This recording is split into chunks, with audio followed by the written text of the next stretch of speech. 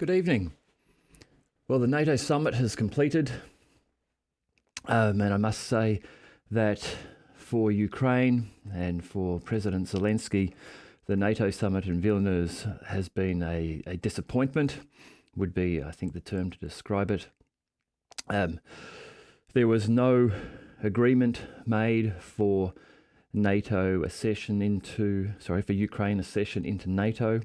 There was no timetable given for when this might happen. There was no member acceptance plan provided, and in fact this seems to have almost been ruled out as a map being provided for Ukraine.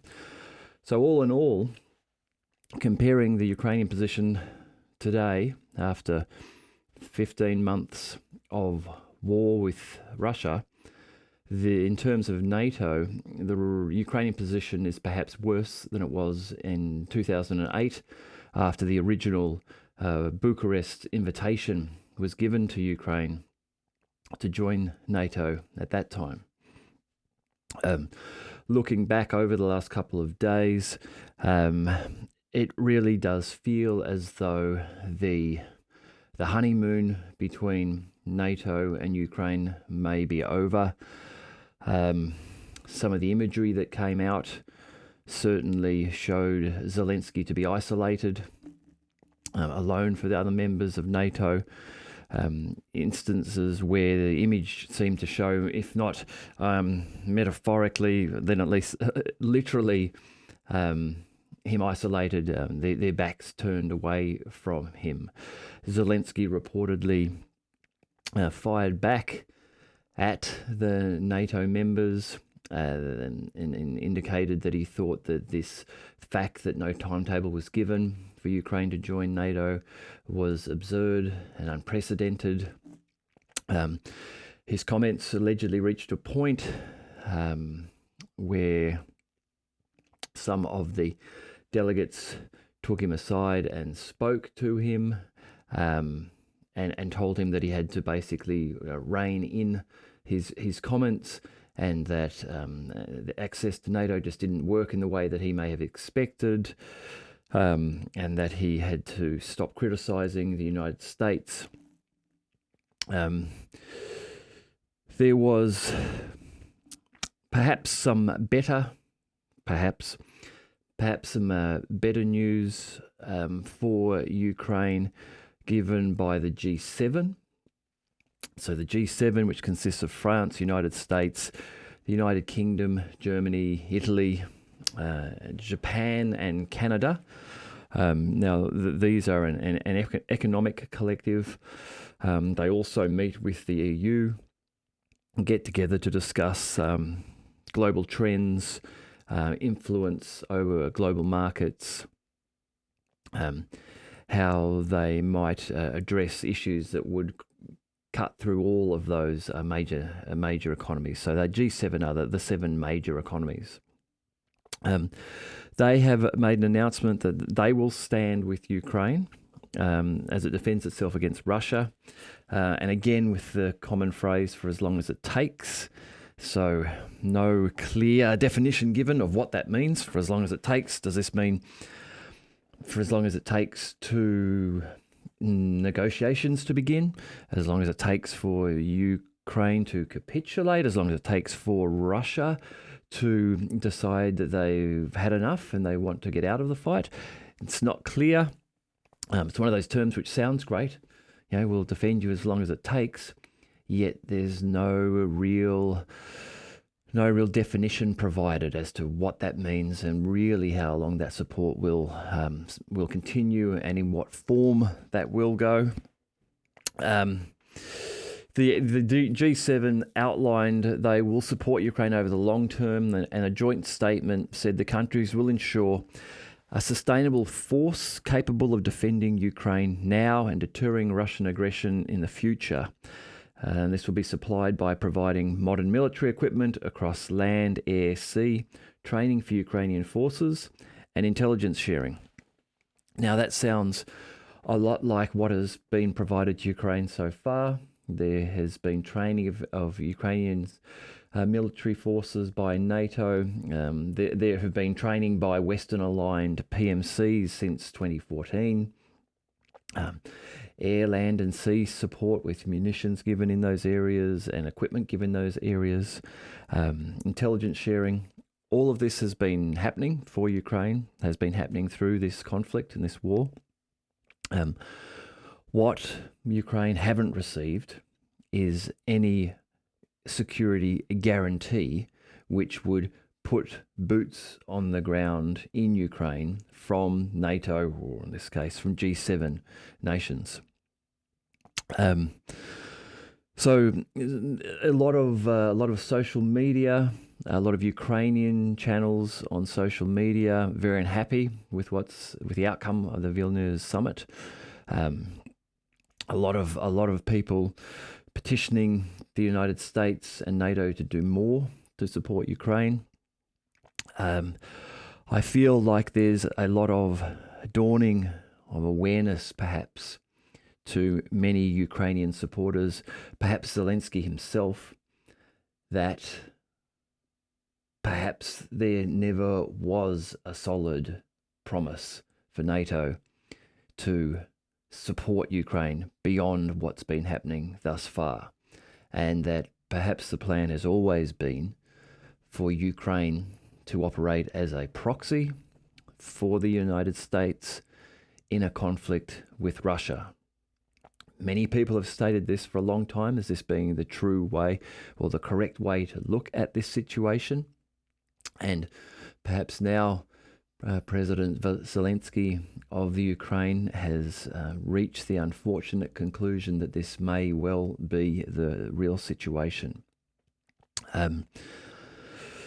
Politico is reporting, and whether this be some sort of retaliation, frustration being shown, but during the summit, Politico reports that the Ukrainian energy minister, German Galushenko, has told Politico that Kyiv is unlikely to renew a gas transit deal, which expires in 2024, that allows Russian gas to be piped across Ukraine and then exported to the West.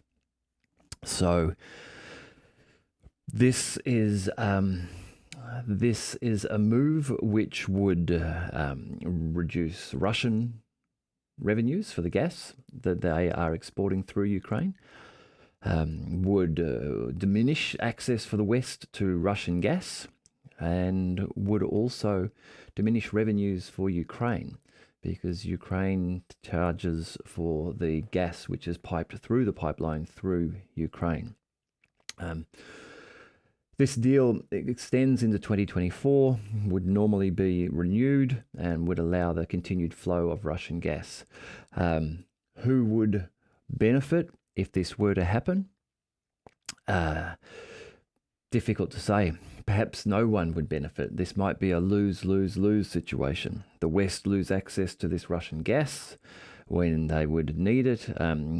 Depending on when it happens, it might fall in a period of 2024 leading up to the Western winter, which means that there's a bigger need for the West to find other fuel sources and divest themselves from their fuel requirements that they take from Russia. Russia would lose. They would lose the ability to sell this gas to the West, so they lose revenue. And Ukraine would lose.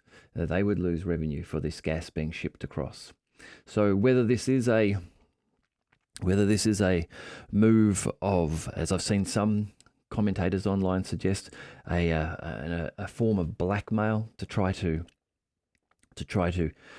force the West, or sort of strong arm the West in a way into providing more support to Ukraine, or if this is a real desire for the Ukrainians to reduce the revenues that flow to Russia, who knows?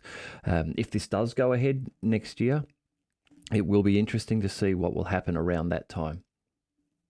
And if there is a push to keep the deal open, and I suppose that will mostly depend on the position of the Western European states at that time, how their gas and oil reserves are for the coming winter. Kiev actually earns about $7 billion a year in revenue on that. The energy minister said in a telephone interview that if profits from Russian gas pay for Russia's war of aggression against Ukraine, and for Gazprom's private army, Gazprom being the gas company, the only thing they should pay for in the future shall be reparations. So at least the initial position here in Ukraine is that this is being done to stop revenues for Russia. However, it's one of those cases of perhaps cutting your nose off to spite your face, because it's not only Russia that will lose revenue, but Ukraine as well. And at this time, the impact upon Ukraine of losing $7 billion may be a larger impact than that upon Russia. Overall, yeah, it has not been a successful summit for Ukraine. Moving on from NATO and having a look at what's happening in Ukraine and Russia in terms of the battle. There are some interesting reports earlier today of 2 drone attacks on 2 Russian nuclear power stations. One in Kurchatov and Kursk, and the other in Novovoronezhka nuclear power plant. In both cases, apparently these have been small drones. In Kursk region, it appears that the drone may have struck something. There's been no reports that they have struck or damaged the nuclear power plants. But in the case of the Kursk attack, Kurchatov, this small township sort of area, is about 1 kilometre from the nuclear power plant. So I think clearly that attack was aimed at the nuclear power plant, particularly as there was another one in another area just south. Both of these areas are within Russia. They're not within Ukraine, they are within Russia. But only about Kursk is only about 100 kilometers away from the Ukrainian border. Novovoronezhka is only about 150 kilometers away, so they're definitely within range of drones. There's reporting showing some damaged components of one of the drones, which seems to indicate that it may have been powered by a KingTech K210 turbine, which, if you look this up, is a small turbine that you can use to power drones. Indications being that these were most likely developed in the West, developed for Ukraine, and have been flown across towards these power plants. Now, as I stated in an earlier video, this is reckless behaviour. If this is what has happened, anyone making any sort of attack on a nuclear power plant has to have been pushed to a point of recklessness. The previous comments and hints, allegations from President Zellensky, where he was implying that Russia would be making an attack on the Zaporozhye nuclear power plant, these claims have stopped. They were refuted not only by satellite imagery, which failed to reveal the alleged mining of the reactors, but also by observers from the International Atomic Energy Association. Those observers are on the ground in the Zaporozhye nuclear power plant, and they reported no instances of mining of the reactors. Even the US reported that they were not aware of this information that Zellensky allegedly had.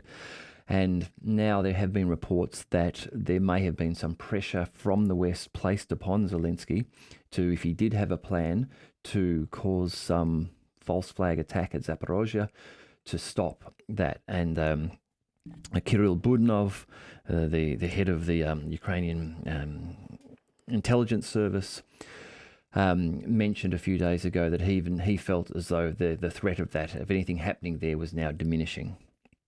So There have also been many reports over the last year of Ukrainian forces shelling the Zaporozhye nuclear power plant. So it does seem that this is quite likely a Ukrainian attempt. I think it's interesting in the small amount of coverage it has received today. Given if you were to step back 15 or 16 months to before this conflict, the thought of 2 attacks on nuclear power plants would be major news.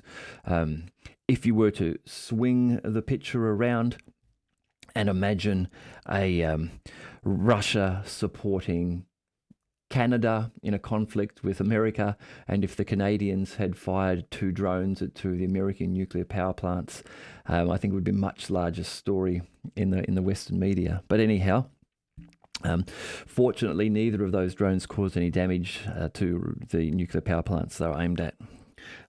Looking at some of the battle activity in Ukraine itself, now in the sort of Kupiansk down to Liman region, in the settlement of Novoseliska, Russians have now reportedly entered the settlement and have established control.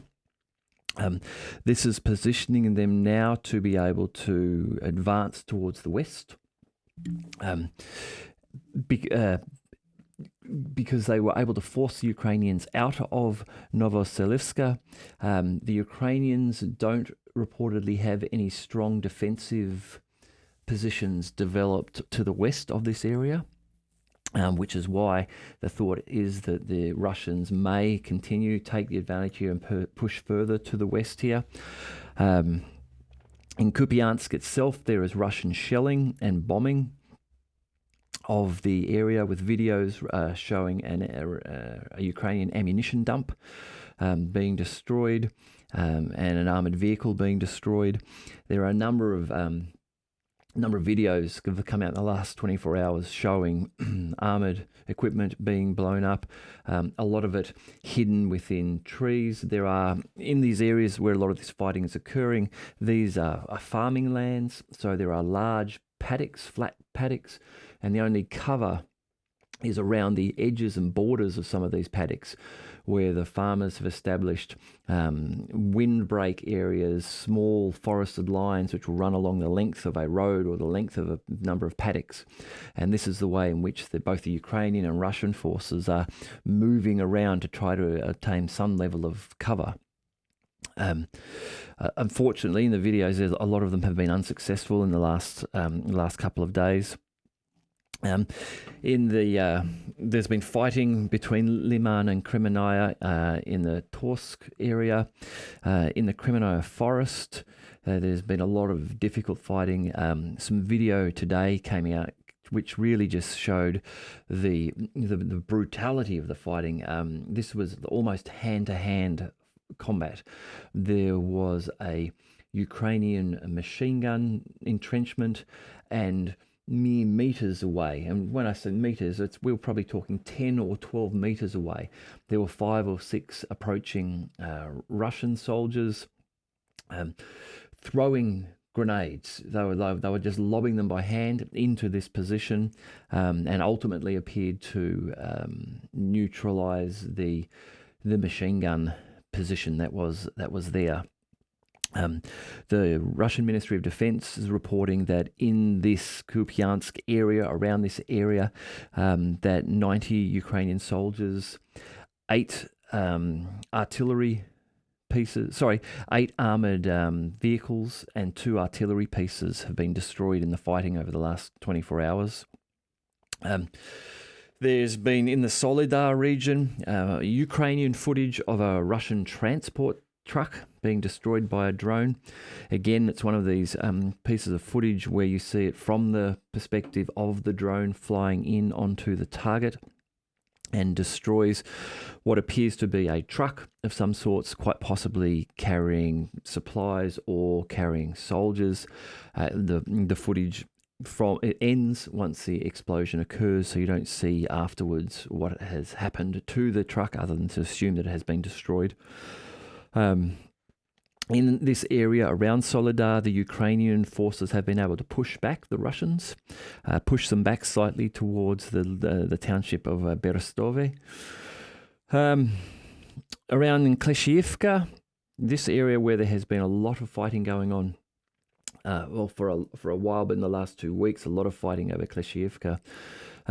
There's a lot of fog of war at the moment about exactly what the position is there. There's been a slowdown of information in the last couple of days. Now, this could happen because there's perhaps just been a lull in fighting for some reason. Maybe the Ukrainian attacks they've chosen to stop and the Russians aren't counterattacking. That could be it. Or there may just have been small sporadic fighting and no great land captured, no amount of land worthy of reporting upon. However, the southwestern area of Klishivka does still appear to be under Russian control at this stage, although that is being debated in some social media channels. Now, Avdiivka. So in Avdiivka, there has been some very, very heavy fighting going on and a lot of artillery activity there. 15 separate attacks reported yesterday. That's the Russians reporting on Ukrainian attacks on Avdiivka.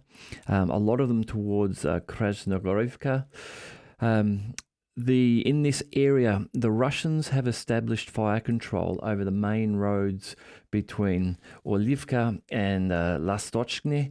And this area they now have assumed fire control over is the main supply road into Avdiivka that the Ukrainians have been using. So there are one or two much smaller track roads that could be used. However, these appear to also fall within the range now of where the Russians would have fire control over them.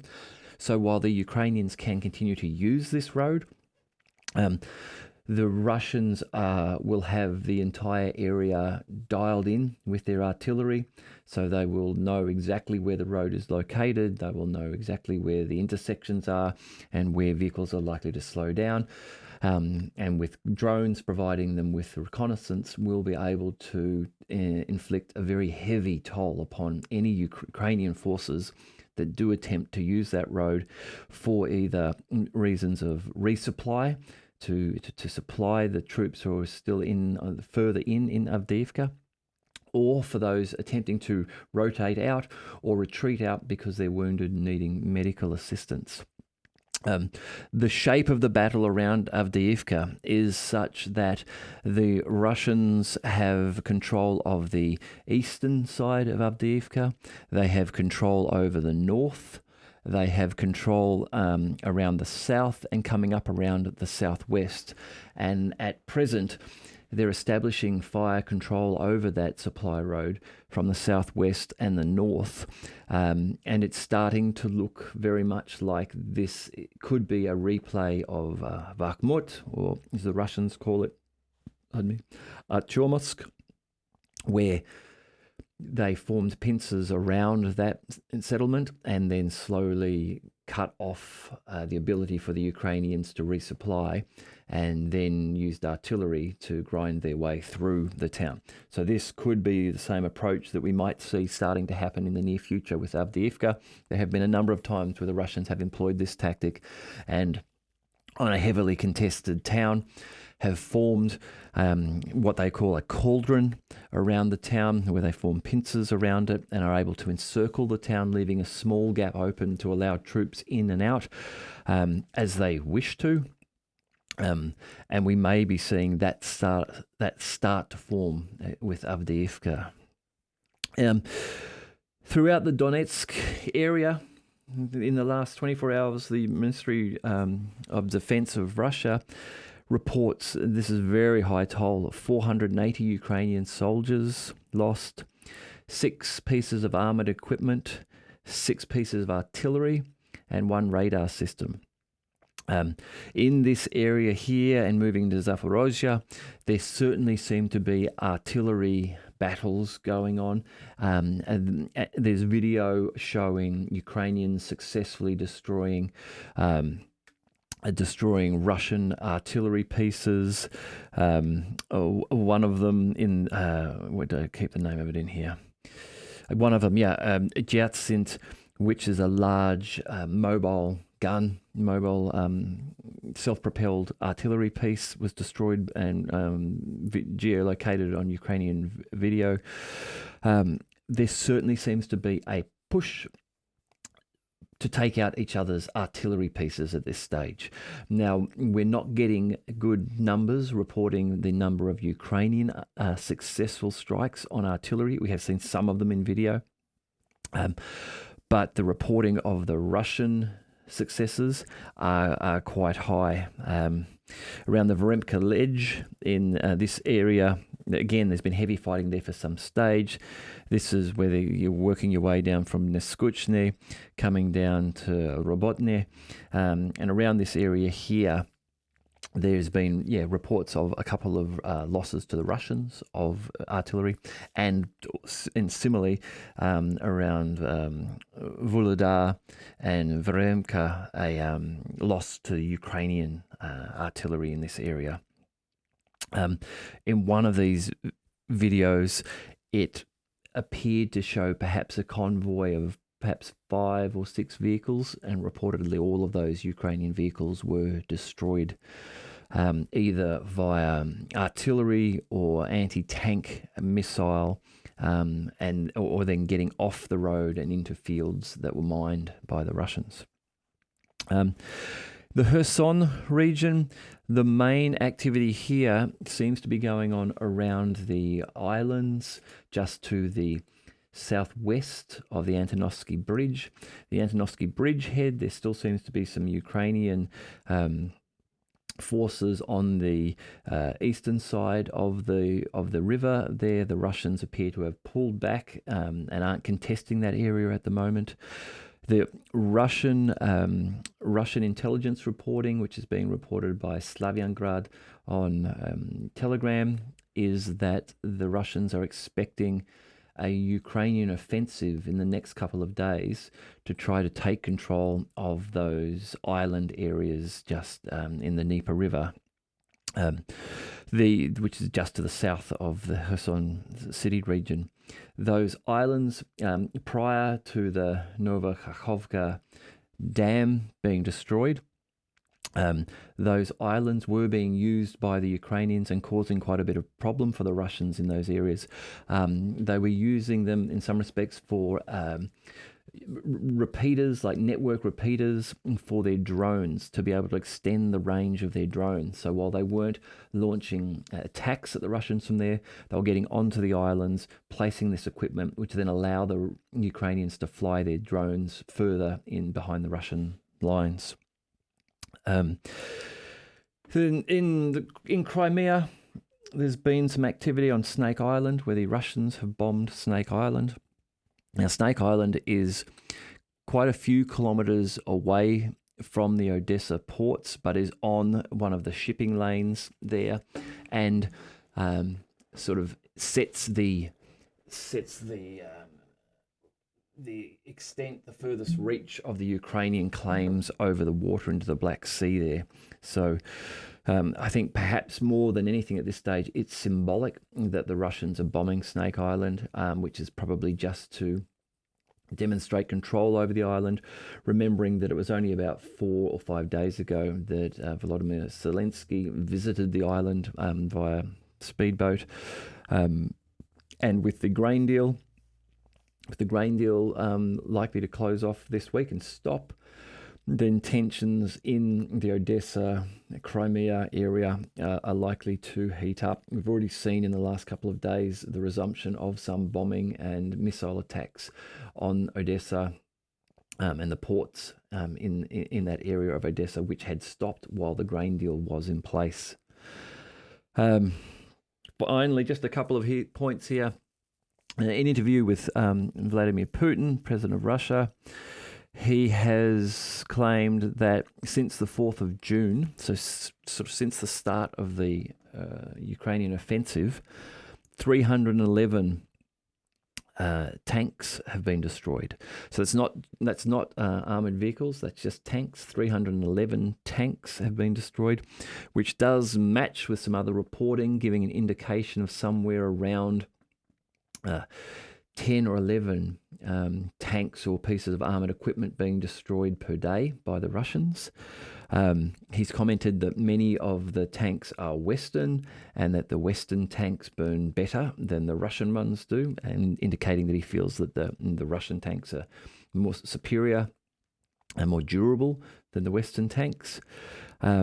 He's also commented that he believes that the armed forces of Ukraine no longer wish to be assigned the Western tanks and armour because they recognise that they are a premium target for the Russian forces, and that if there's a choice between firing on a Soviet tank that the Ukrainians have or a Western tank, that the Russians will choose to take out the Western tank, and that there are allegedly bounties for them if they do achieve the destruction or the capture of a Western tank or piece of Western equipment. There's been reports in the last week that the Russians have captured operational Bradley fighting vehicles, which they will now no doubt be reverse engineering, trying to work out where their strengths are and perhaps more importantly where their weak points are, so as to be able to better direct attacks upon them when they have the opportunity to attack them. For Biden, now Joe Biden, President of the United States, has announced that he has authorized a call-up of 3,000 US Armed Forces Reserve troops to be used in the upcoming or ongoing exercise, which is Operation Atlantic Resolve. Now, Operation Atlantic Resolve, if my understanding is correct, and I'm not really across this, but has been going on since 2014 in Ukraine, and has involved the location of American forces in the areas around the countries, the NATO countries around Ukraine, positioning infantry there, positioning the equipment to support them, infantry fighting vehicles and armoured personnel carriers, air force in the area as well. In terms of the Air Force, they have primary air bases stocked with F-16s in Estonia, Romania, Bulgaria and Hungary. And this announcement by Joe Biden appears to see a strengthening. There's already 3,000 troops there under this Operation Atlantic Resolve from the US. It looks like this will be an additional 3,000 being positioned there. Just to give an idea of what equipment is there, this is reportedly from 2017. There were 3,000 troops there then. There were 90 tanks, 90 American tanks positioned over in these NATO nations on the border with Ukraine, and 140 Bradley fighting vehicles. Now, no doubt those numbers will be increasing along with the 3,000 troops that are heading there. One interesting article I saw today, not directly related to the war, but perhaps may tie into these activities in the future. The EU, so the EU's digital commissioner, has indicated that social media services such as TikTok and Twitter could be cut off in the event of social unrest. Now, this appears to have happened recently with France, with the French riots. While there was an initial flurry of information about them being posted on social media, on Twitter, that seems to have dropped significantly, and there have certainly been claims that Twitter has been turned off in France. Now here, the EU saying this, if this were to occur, now this would have a far larger impact if the EU were to be able to command that all countries, all states of the EU must abide to this, and that they were all to turn off at the same time their social media networks. The ability for people within those countries and people around the world to actually be able to get independent assessment of what is going on, to be able to ask questions and communicate with people in those regions would be diminished. This would be a terrible. A terrible turn of events if this were to occur. It's a move towards a far more authoritarian control by the EU over its participating states, and again a suppression of free speech in a time of war, when being able to have people communicate with one another, understand what's going on, at least be given the opportunity to see both sides of the argument, is something which we should be trying to avoid, not something that we should be allowing global organizations to demand and implement. Now, finally, the story that will not die. Yevgeny Prigozhin, and I meant to mention this yesterday, but somehow I slipped and missed this. But video has emerged of Yevgeny Prigozhin, who is the former head of the Wagner private military company, reiterating what had been announced a month or two ago, at the end of the Bakhmut fighting, the initial push, when the Russians, with the Wagner forces, when they had assumed full control of Bakhmut, they were sent on some R&R, and they have announced that they will now be returning to the front line from the 5th of August. This is what had been said then, and which is what Yevgeny Prigozhin has reconfirmed now. Some of the reporting that's come out just in the last few weeks has been very interesting. There's been pictures allegedly released from his mansion, his very opulent place, if that is his mansion. I mean, a massive indoor swimming pool. I noticed with a small child's slippery slide, so perhaps he has grandchildren. Images showing him in disguise in different locations, large amounts of cash, weapons, and a very opulent looking abode. How much of that is actually his house, or how much of that may be something else, I don't know. Finally, we have some video today which is showing that the Wagner forces are actually deploying into Belarus. So this is confirmed now, footage of Belarus road signs and vehicle plates with the Wagner forces on their way. So if the Wagner are on their way there, then no doubt there will be some offensive originating from that area in the near future. All right, that's it for tonight. If you've enjoyed this, please subscribe. I will look forward to talking to you again tomorrow.